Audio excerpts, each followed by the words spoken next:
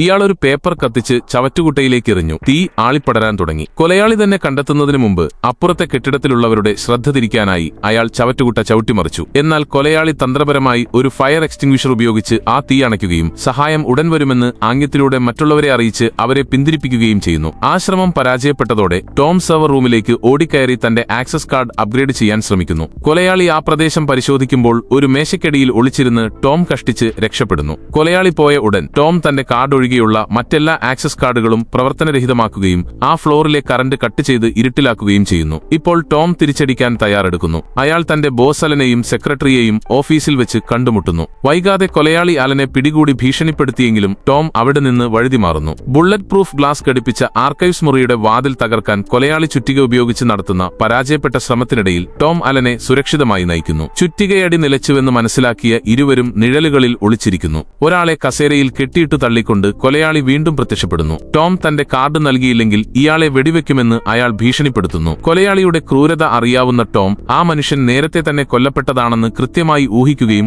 പുറത്തേക്ക് വരാൻ വിസമ്മതിക്കുകയും ചെയ്യുന്നു. നിരാശനായ കൊലയാളി ആ മൃതദേഹം അവിടെ ഉപേക്ഷിച്ചു പോകുന്നു. ടോമും അലനും പോയി നോക്കിയപ്പോൾ അത് കൊലയാളിയുടെ ആദ്യ ഇരയായ തൂപ്പുകാരനാണെന്ന് മനസ്സിലായി. സബ്സ്ക്രൈബ് ചെയ്താൽ നാളെ കാണാം.